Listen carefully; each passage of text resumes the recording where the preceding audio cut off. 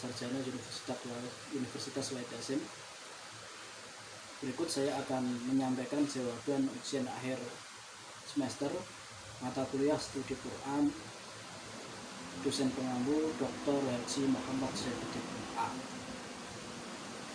Soal yang pertama, apakah Quran yang kita baca, yang kita dengar adalah kalamullah qadim?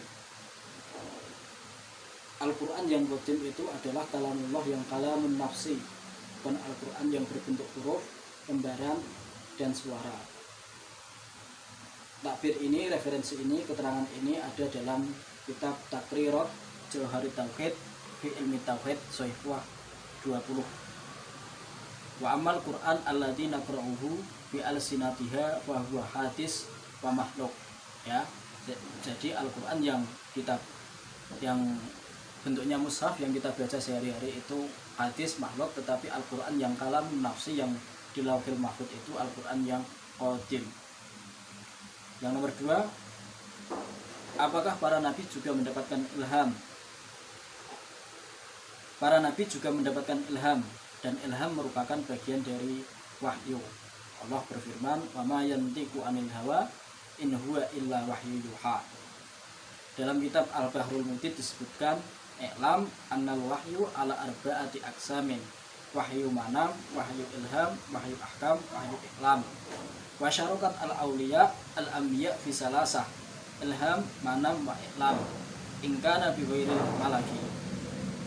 Jadi di dalam kitab Bahrul Mudid itu disebutkan wahyu dibagi menjadi 4.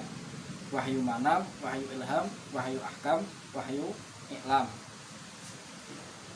Dan aulia sama nabi itu mendapatkan 3, ilham, manam, dan iklam, dengan tanpa perantara malaikat. Wali juga mendapat. Tapi kalau wahyu ahkam itu perantara malaikat, yang mendapat hanya para nabi. Soal nomor 3, mengapa Al-Quran yang kita baca tidak disusun berdasarkan urutannya? Ya, jawabannya karena susunan ayat Al-Quran dan surah-surah di dalamnya adalah tauqifi, murni dari Rasulullah, dan beliau diajari oleh malaikat Jibril terkait tata letak surah di dalamnya. Jadi waktu ayat turun, malaikat Jibril sekaligus memberitahu tata letaknya. Keterangan ini ada di dalam kitab Manahilul Urfan fi Ulumil Quran. An-natati bersuari kulluha tauqifi bita'limi Rasulullah sallallahu alaihi wasallam. Kata artikel ayat ila akhirih. Soal nomor 4, mengapa Al-Quran disebut mukjizat terbesar? Jawaban yang pertama adalah karena Al-Quran manfaatnya kekal, bisa dirasakan sampai hari kiamat. Ini disebutkan di dalam kitab Takrirat Jauhari Tauhid fi Ulumit Tauhid.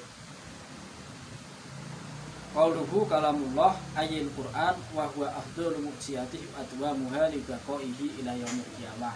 Jawaban yang kedua adalah di dalam kitab Fadhilul Quran, Ibnu Hajar Al-Asqalani menjelaskan bahwa mukjizat Al-Quran itu bisa dibuktikan dengan penalaran akal, dan mukjizat yang dibuktikan dengan penalaran akal itu lebih kekal dari mukjizat yang dibuktikan dengan hanya dilihat oleh mata. Mukjizat yang hanya dilihat oleh mata itu kalau sekarang ini bagi orang yang tidak melihatnya secara langsung bisa dikatakan hoax. Soal nomor 5, bacaan Al-Quran dengan tajwid. Bagaimana hukumnya membaca Al-Quran dengan tajwid? Hukumnya wajib.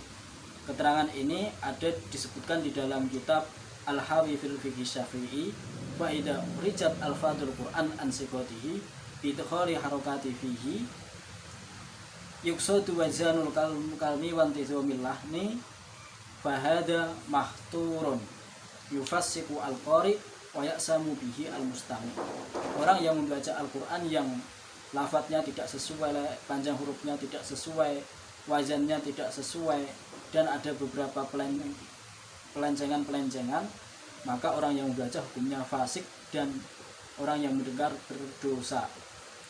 Nomor 6. Bagaimana hukum wanita haid membaca Al-Quran? Hukum wanita haid membaca Al-Quran, jika bertujuan membaca Al-Quran, maka hukumnya haram. Sesuai dengan hadis Imam Tirmidzi, la yaqra'ul junuba walal haido syai'an minal Qur'an. Atau di dalam kitab Al-Iqna disebutkan,